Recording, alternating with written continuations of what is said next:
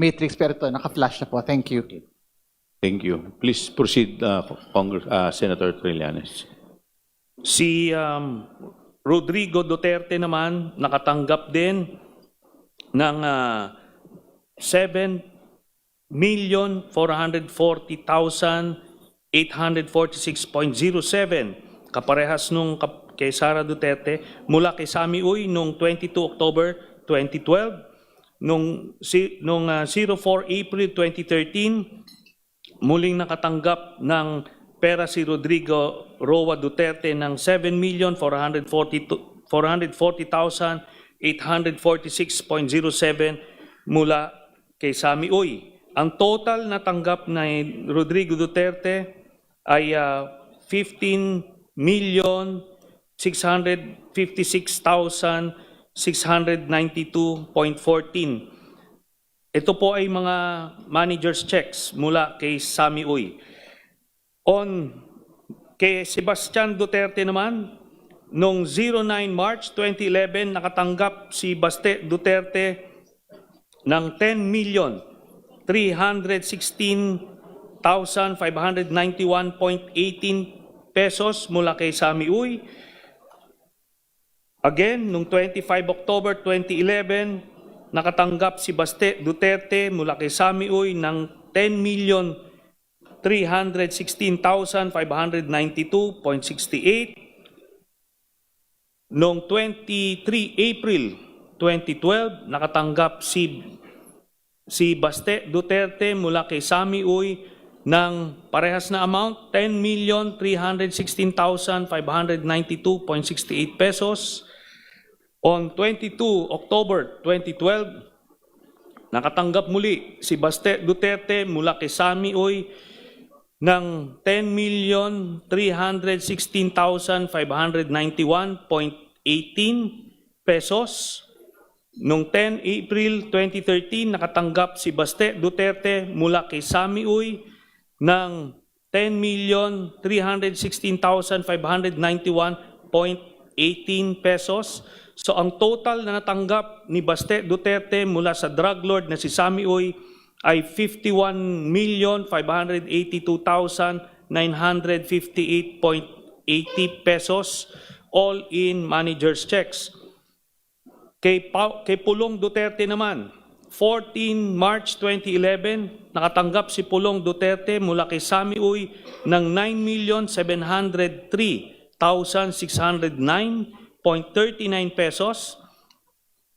On 25 October 2011, nakatanggap si Pulong Duterte mula kay Sami Uy ng 9,703,609.39 pesos.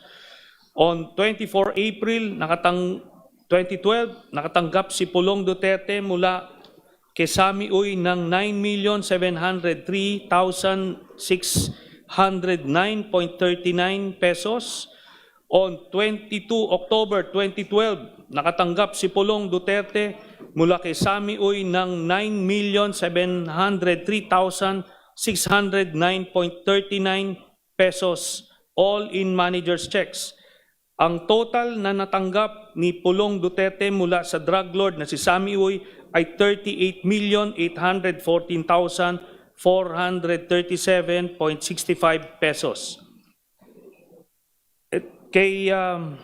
On March 29, 2011, nakatanggap naman si Hanilet Abansenya mula kay Sami Uy ng 10,655,371.81 pesos. On 25 October 2011, nakatanggap si Hanilet Abansenya joint with Kitty Duterte ng 10,655,371.81 pesos mula kay Sami Uy. On 23 April 2012, nakatanggap muli si Hanilet Abansenya joint with Kitty Duterte mula kay Sami Uy ng 10,655,373.31 pesos. On October 22, 2012, nakatanggap si Hanilet Abansenya joint with Kitty Duterte mula kay Sami Uy ng 10,655,373.81 pesos. On 10 April 2013, nakatanggap si Hanilet Abansenya joint with Kitty Duterte mula kay Sami Uy ng 10,655,373.81 pesos in manager's checks. Ang total na natanggap ni Hanilet Abansenya joint with Kitty Duterte mula sa drug lord na si Sami Uy ay 53,276,860.55 pesos. Ang grand total na nakuha ng Duterte family mula sa isang drug lord na si Sami Uy ay 181,653,487.36. Ang kopya ng summary ng mga transaksyon sa bangko na nagpapakita ng mga payout ng kilalang drug lord na si Sami Uy, kina Sara Duterte at sa mga malalapit na miyembro ng kanyang pamilya ay kalakip dito at ginawang bahagi ng salaysay na ito bilang Annex I. Si Sami Uy ay isang kilalang political contributor ni Rodrigo Duterte at kilalang kasama o kasosyo ni Michael Yang, ang dating economic advisor ni Rodrigo Duterte na siya namang iniuugnay sa mga kontrobersyang Farmally at Pogo, gayon din sa bilyong-bilyong halaga ng mga iligal na droga na nakumpiska sa isang bodega sa Pogo Compound sa Porac, Pampanga. Ang kopya ng artikulo na sinaliksik at sinulat ni Carol Ilagan at Malu Mangahas ng Philippine Center for Investigative Journalism na may pamagat na 334 million from only 13 donors funded Duterte presidency ay nailathala noong ika-5 ng Disyembre 2016, kung saan naisiwalat na si Sami Uy ay kasama sa eksklusibong grupo ng political contributors ni Rodrigo Duterte ay kalakip dito at ginawang bahagi ng salaysay na ito bilang Annex J. Bukod dito, ang mga larawan ni Sami Uy kasama si Rodrigo Duterte at o Sara Duterte ay kalakip dito at ginawang bahagi ng salaysay na ito bilang Annexes K Series. Sina Michael Yang at Sami Uy ay parehang hayagang pinangalanan ni SPO4 Arturo Las Cañas na sangkot sa operasyon ng mga laboratorio ng Shabu sa lungsod ng Davao. Ang isang kopya ng video ng panayan ni SPO4 Arturo Las Cañas sa journalist na si Christian Esguerra sa programa sa YouTube ng huli na Facts First, kung saan isinalaysay ni Las Cañas ang pagkakasangkot ni Sami Uy sa Davao Death Squad at sa operasyon ng mga laboratorio ng Shabu sa Davao City na siyang na-download at nakasave sa USB ay kalakip dito at ginawang bahagi ng salaysay na ito bilang Annex L. Dagdag pa rito ang kopya ng video ng press conference ni SPO4 Las Cañas gamit ang Zoom na may petsang ika-31 ng Enero 2024 kasama si Aris Ilagan ng Pilipinas Today, kung saan inilarawan ni Ginoong Las Cañas ang laboratorio ng Shabu na matatagpuan sa Dumoy, Davao City na may pagmamayari at pinamamahalaan ni Sami Uy, Michael Yang at Rodrigo Duterte at na-download at nakasave sa USB ay kalakip dito at ginawang bahagi ng salaysay na ito bilang Annex M. Gayon din ang kopya ng video ng press conference ni SPO4 Las Cañas gamit ang Zoom na may petsa ika-31 ng Enero 2024 kasama si Aris Ilagan ng Pilipinas Today, kung saan ibinunyag ni Ginoong Las Cañas ang isa pang laboratorio ng Shabu na matatagpuan sa Green Heights Subdivision ng pagmamayari at pinamamahalaan din ni Sami Uy at Michael Yang. Ganon din ang pagpaslang ng mga kawawang construction workers doon na na-download at nakasave na sa USB at kalakip dito ginawang bahagi nito bilang Annex N. Si Ginoong Las Cañas ay kusang loob na umaming isa siya sa mga pinuno ng Davao Death Squad at tinanggap bilang testigo ng International Criminal Court sa kasong may kinalaman sa extrajudicial killings laban kay Rodrigo Duterte. Kailanman ay hindi itinanggi ni Duterte ang mga paratang ni Ginoong Las Cañas na makailang beses na lumabas sa publiko. Sa kanyang 186 pahinang affidavit, ididetalye ni Ginoong Las Cañas ang papel ni Sammy Uy sa Davao Death Squad at sa operasyon ng mga laboratorio ng Cebu sa lungsod ng Davao gaya ng mga sumusunod. Pahina 77. The several circumstantial events that raised my doubts and suspicions on Mayor Rodrigo Duterte's sincerity and honesty on his illegal drugs campaign because Michael Yang, sponsor and patron in Davao City, was Mr. Sammy Uy, also a bosom friend of Davao City Mayor Rodrigo Roa Duterte. Pahina 112, it was Sammy Uy who ordered Ben Laud to start the slaughter of the alleged suspects one by one, allegedly to extract confession. However, until the last one, no one among them confessed. According to Ben Laud, it was Mayor Duterte who ordered him and cleared the killing of the alleged suspected robbers through Bongo. Sa pahina 117, Sonny Benaventura, in a teasing manner, described to me that Sammy Uy is a gambling and shabu mafia in Davao City. Sa pahina 182, I say and declare and truthfully that the person of Mayor Rodrigo Duterte and his son Paulo Pulong Duterte are directly involved in the illegal drug trade in Davao City. Mayor Rodrigo Roa Duterte in partnership with Michael Yang and Sammy Uy, and Pulong Duterte in partnership with Charlie Tan. Mayor Rodrigo Roa Duterte also had police enablers in Bato de la Rosa and Wilkins Villanueva in the illegal drug trade. Sammy Uy has an import-export business in Davao City. He also owns a cockpit arena in Matina, Davao City. Sammy Uy is Mr. Michael Yang's patron friend in Davao City.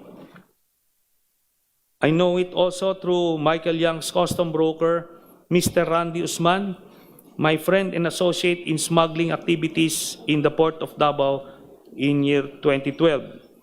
Also in the massacre of subdivision construction workers I discussed above, Sammy Uy was a participant in the said murders in the Laud Quarry. The DDS group on orders of Mayor Rodrigo Duterte, quote-unquote, erased the workers because they informed the police about the existence of a shabu lab in Green Heights subdivision which was owned by Michael Yang. Mayor Rodrigo Roa Duterte, Sammy Uy, and Michael Yang are friends and close to each other.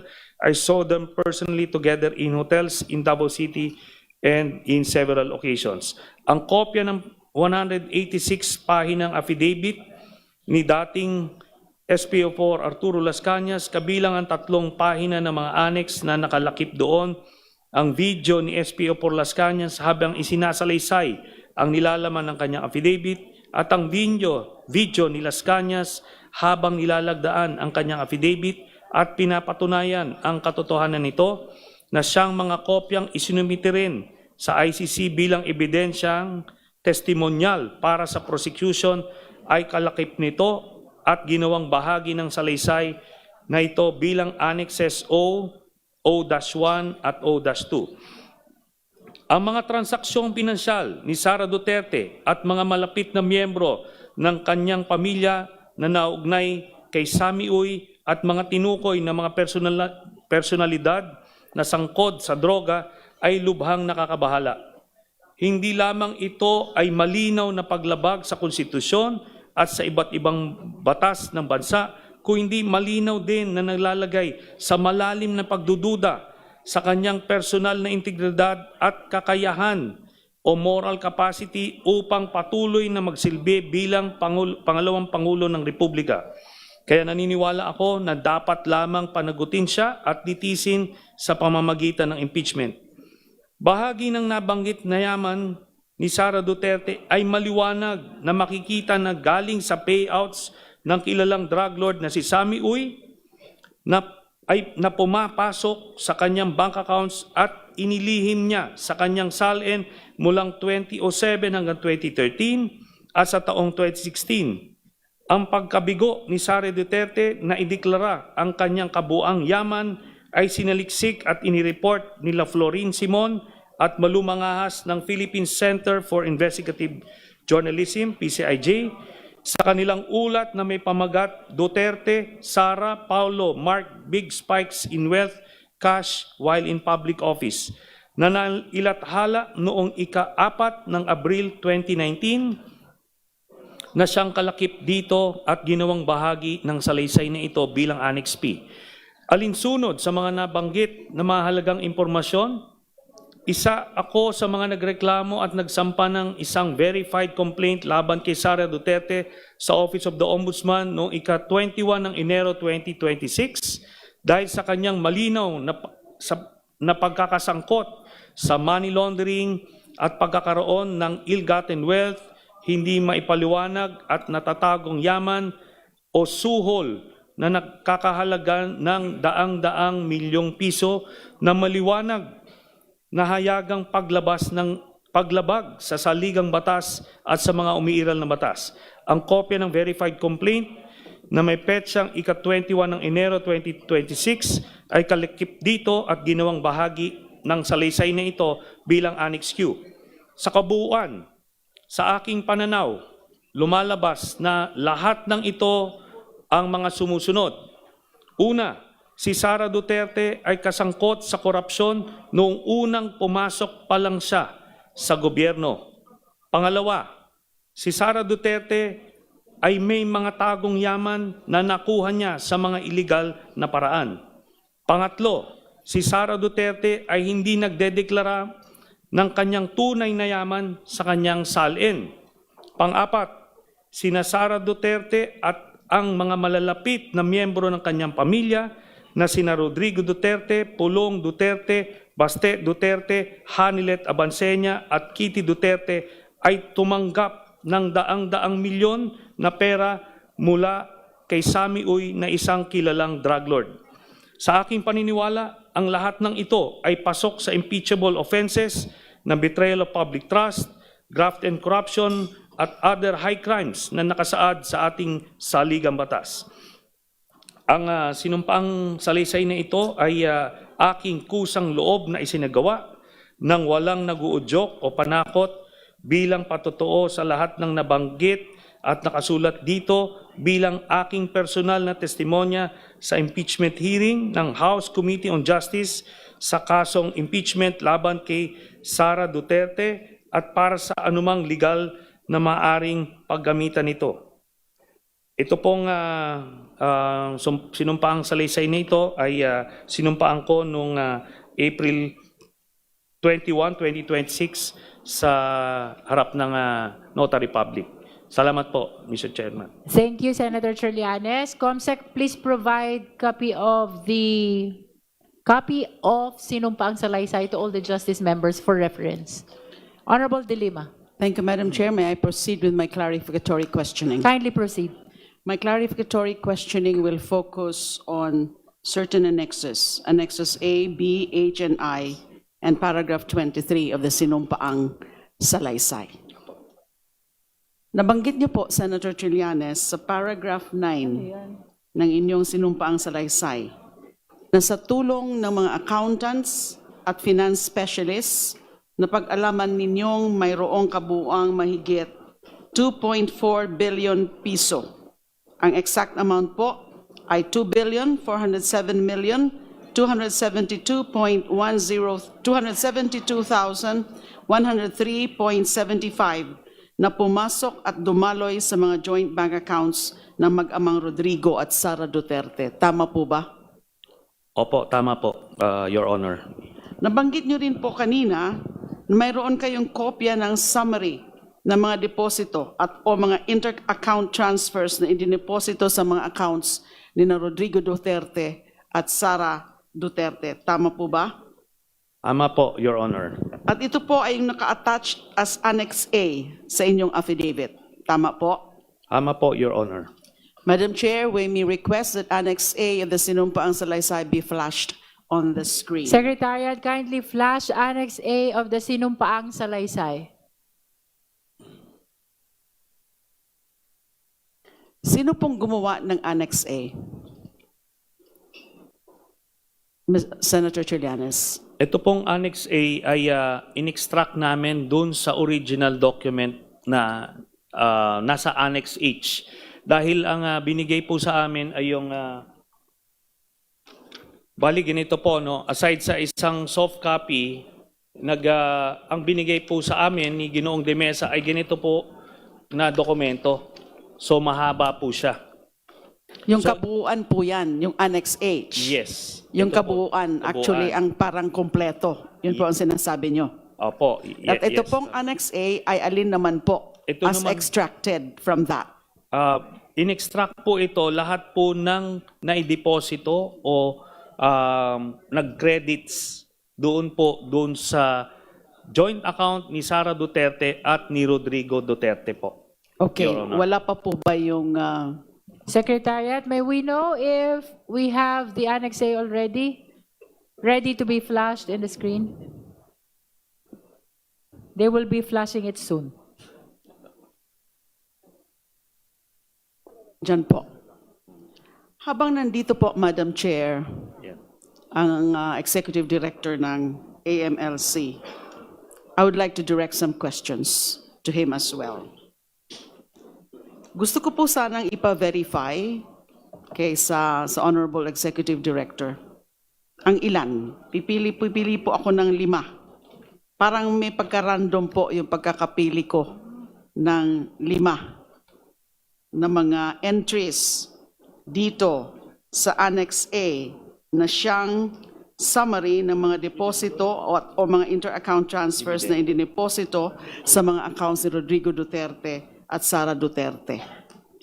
Maaari ho bang gawin yon, yung pag-verify sa dala-dala nyo na records? Naisabit ko na po, Madam Chair, yung records. But if this is part of your report, perhaps you can verify.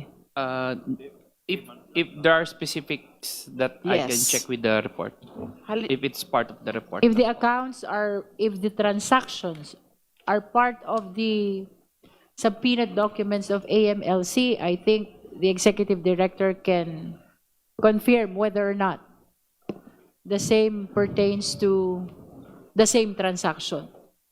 Halimbawa po, Annex A, number 9 po sa listahan. Base po dito, Annex A number 9. Annex A, number 9 ng listahan po. Mayroong pumasok na mahigit 55 million or exact amount, 55,131,747.32 noong March 26, 2014. Can we mark number 9? It's There. March 28, Your Honor. Oh yes, I stand corrected. It's March 28. So mako-confirm niyo ho ba? Please limit your confirmation to whatever appears only in the report of the AMLC. Base po ba sa documents na sinabit ninyo sa committee, ang transaksyon ito ba ay nasa suspicious or covered transactions report ninyo? Madam Chair, what I have with me are just copies of the financial reports. The CTRs and STRs were actually submitted already. This involved the voluminous accounts. If we want, we can go over this and check these accounts specifically if just to confirm whether there is this transaction or not. Perhaps you can ask some of the AMLC officials to do the confirmation. Kong Laila, since there are voluminous records, where to check the identified transactions from the attachment of Senator Trillanes, perhaps we can advance Yeah. the transactions which you want to be confirmed, and Yes, then they will be actually- checking. Actually, I've chosen only 5 each. 5 entries of each of these annexes para hindi naman po marami yung i-confirm ng ating AMLAC. So, for Annex A, ito po ang Closer to the microphone, ma'am. ito po ang gusto ko po sanang ipa-confirm kung kasama ang mga transaksyon ito sa suspicious or covered transactions report nila.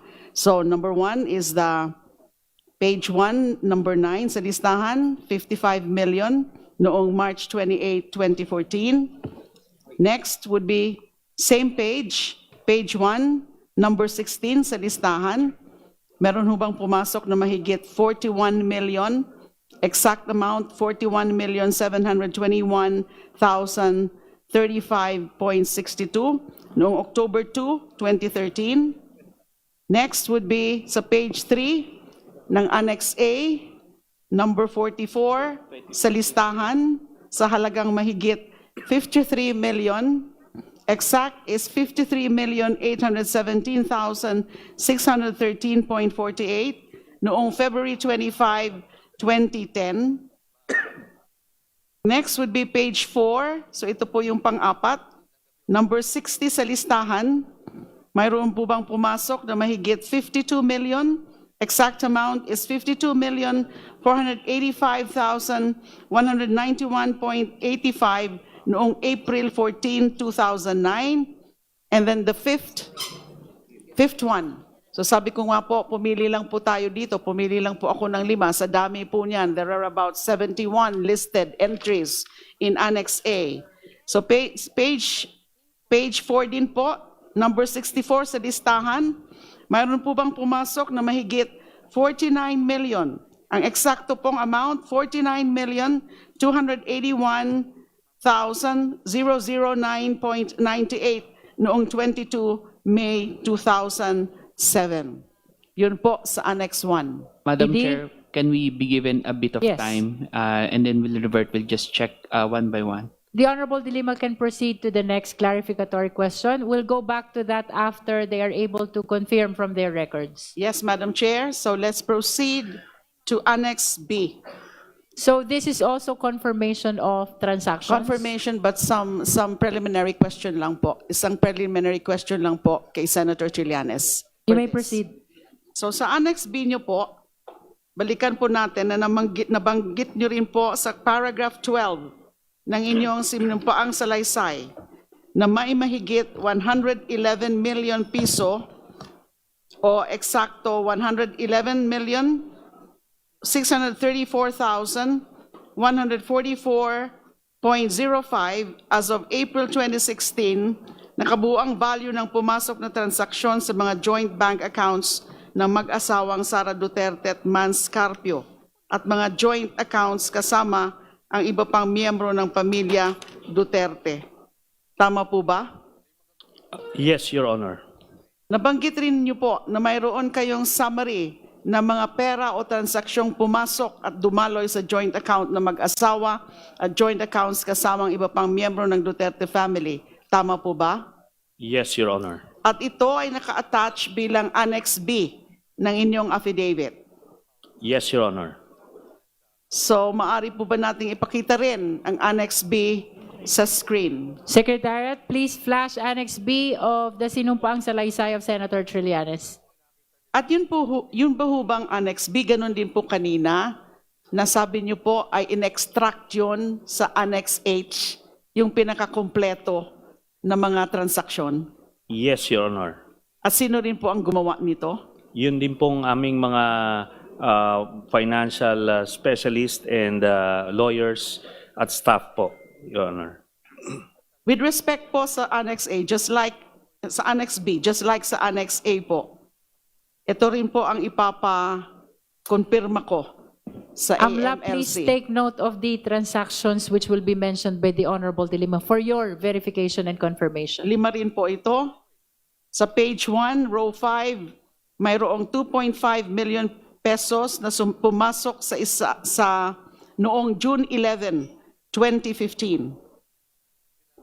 Next would be page 2, row number 19, mayroong pumasok na 2,987,542.24 noong December 6, 2013. Under the name Sebastian Duterte, Sara Duterte, Paulo Duterte, Elizabeth Duterte. Pang-apat po, ay pangatlo po, sa page 2, rin po, row number 20, meron ho bang pumasok na 926,594.60 noong January 31, 2012. Ang apat po, page 3, row number 31. Meron ho bang pumasok? 2,1,563.86 noong May 19, 2010.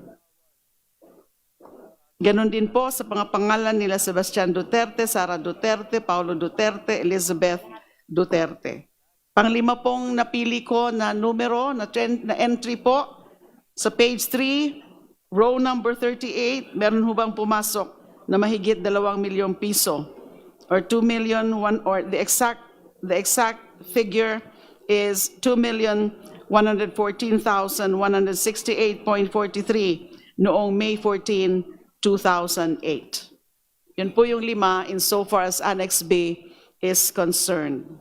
I'll proceed to Annex H. Senator Trillanes, Yes, Your nabanggit nyo rin po kanina na sa paragraph 22 ng inyong salaysay na mayroon rin kayong summary ng mga transaksyon, paglabas at pagpasok ng pera sa mga bangko ni Sara Duterte, Rodrigo Duterte, Pulong Duterte, Baste Duterte, at ng common law wife ni Rodrigo Duterte na si Honilet Avancenia kasama ang kanilang anak na si Kitty Duterte. Tama po ba? Yes, Your Honor. At ito ang dokumentong naka-attach bilang Annexes H and Sub-Annexes Inclusive ng inyong salaysay. Yes, Your Honor. At yan po yung sinasabi nating master list or master table. Yes, Your Honor. So maaari rin po ba nating ipakita, Madam Chair, sa screen yung Annex H? It's already in the screen, Honorable De Lima. Salamat po. So sa AMLAC naman po, ito naman po yung gusto kong ipa-confirm. Again, this is rather randomly actually. AMLC, please take note of the transactions. Sa page 4, mayroon daw inter-account transfer sa halagang 16,852,832.94 noong December 9, 2014. Next, sa page 5 po, nakalista rin ang inter-account transfer in the amount of 41,721,035.62 noong March 28, 2014 na pumasok sa bank account ni Sara Duterte at ni Rodrigo Duterte. Next would be, nakalista po itong debit memo sa page 9 ng dokumento in the amount of 1 million pesos under the name Sara Duterte. Meron po bang transaksyon na ito sa records ninyo?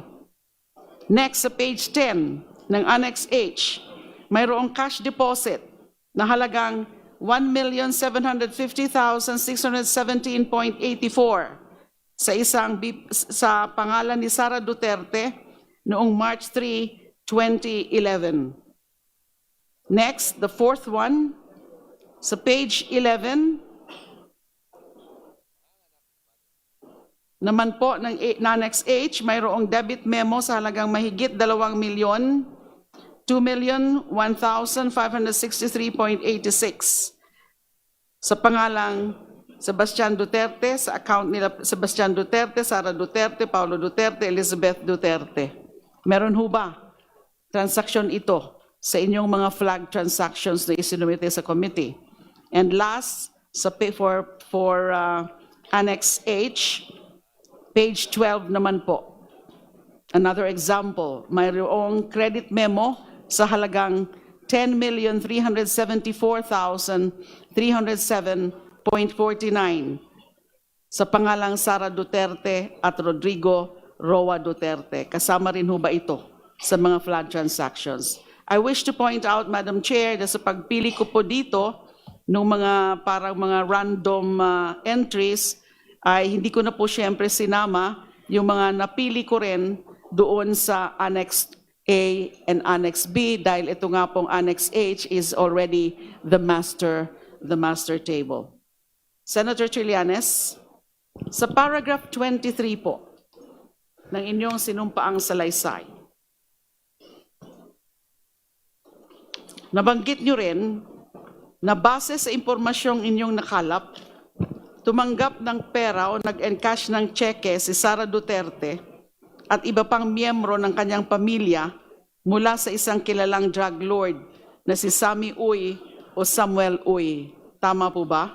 Yes, Your Honor. At ito ay naka-attach bilang Annex I ng inyong affidavit. Tama po ba? Yes, Your Honor. May we flash again, may we flash also, Madam Chair, Annex I on the screen. Secretariat, kindly flash Annex I.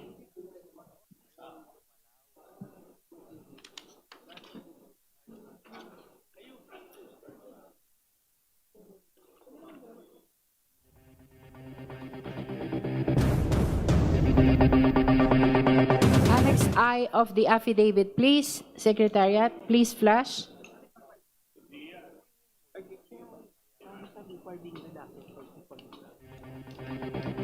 Secretariat is requesting for few minutes. There. Opo. Alala ko rin po, nabanggit nyo, na itong mga transaksyon na ito, mga entries na ito, para na ang recipient ay si Sara Zimmerman Duterte, Rodrigo Roa Duterte, Sebastian Duterte, Paulo Duterte, at Shelito Avancenia, na supposedly galing kay Samuel Uy, kilalang drug lord na si Samuel Sasami o Samuel Uy. Mga nasa manager's checks po ito. Tama po ba? Yes, Your Honor.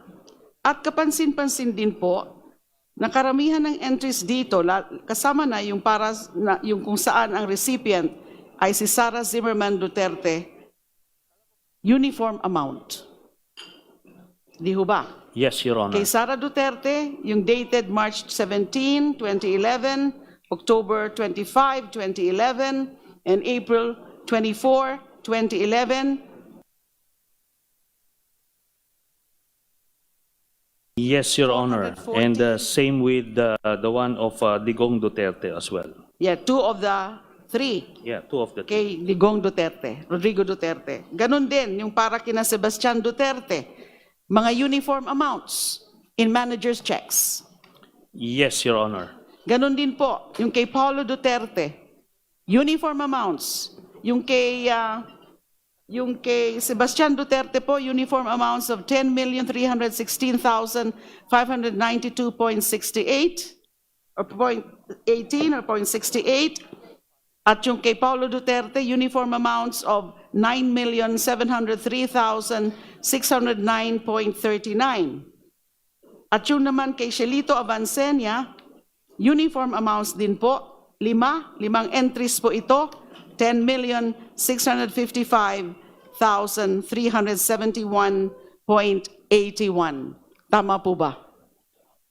Doon po sa kay Hanilet Abansenya, same po yung last three, pero yung first two, less than 1 peso and 50 centavos. Okay. Parang ganun po. Halos pareho.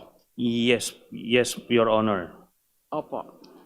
At i-point out ko lang, Your Honor, na makikita nyo yung pattern ng deposito. Kaya tinawag ko ito na dividendo dahil meron pong pattern yung pag-deposit nila or pag-encash ng manager's check ng April or March tapos October.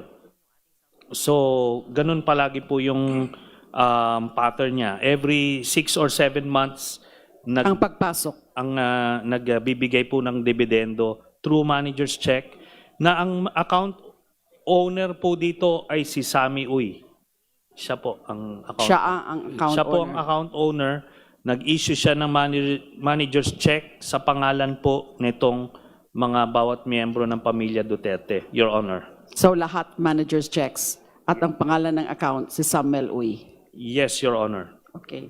Sa AMLAC naman po, ang gusto ko lang pong ipa-confirm ay yung 3 na entries para kay Sara Zimmerman Duterte. Amla, please take note.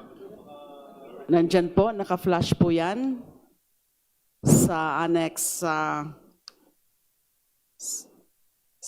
I, yung kay Sara Duterte, yung 3 po na ang mga amounts ay 7,440,846.07.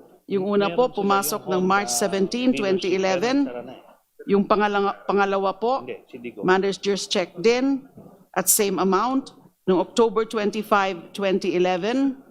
At yung pangatlo po, parehong amount noong 24 April 2012.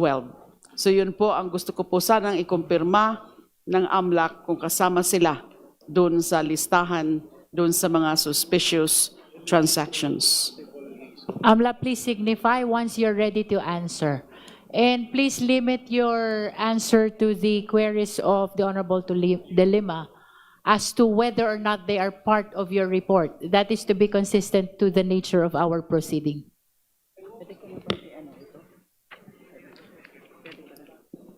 Honorable De Lima. Madam Chair, With the indulgence of Honorable De Lima. Yes, Madam Chair. may I just ask a clarificatory question to the AMLC? The Honorable Tino is recognized. Thank you. They are busy going over the records. Opo. Hindi, kaugnay nga niyan kasi pinapakonfirm po ni Rep. Lima kung yung mga transaction na yan na nasa affidavit ni former Senator Trillanes ay mahahanap doon sa report ng AMLC. Again, pakiklaro lang po, doon sa report nyo on inflows and outflows to, for example, the account of Sara Duterte, yun po, does that include accounts of Sara Duterte jointly with others?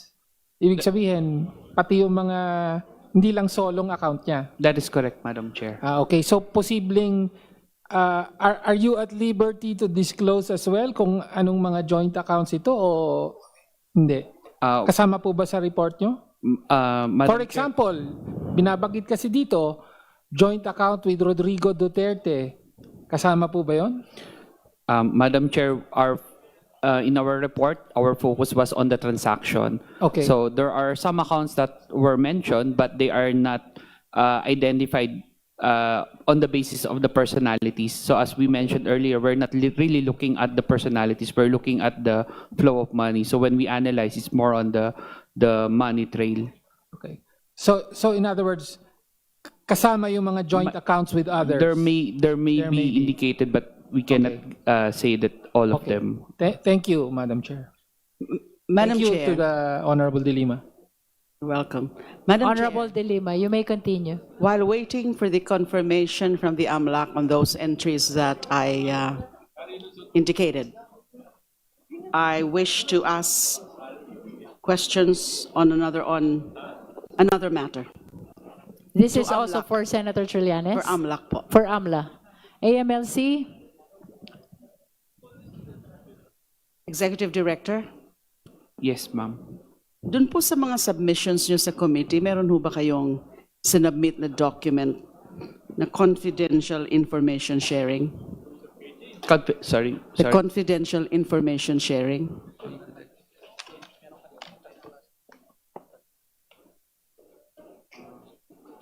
Yes, Madam Chair. There is. It's the one flashed earlier. The confidential information sharing. Ito ho ba yung the document consisting of 15 pages That is correct, Madam Chair.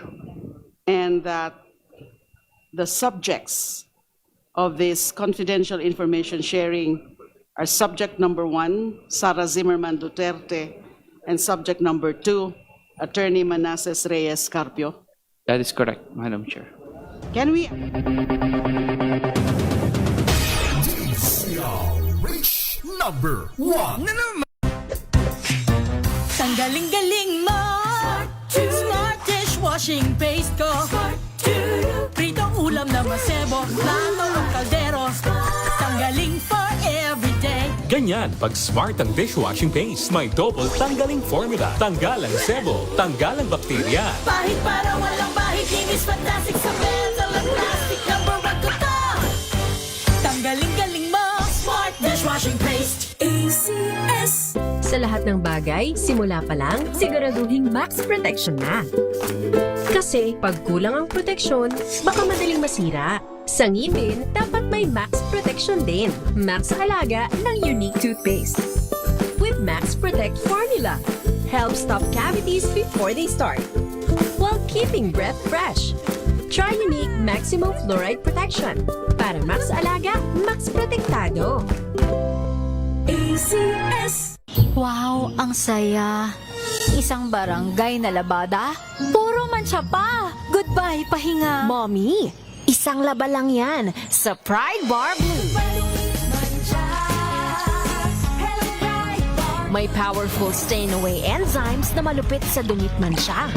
At di masakit sa kamay.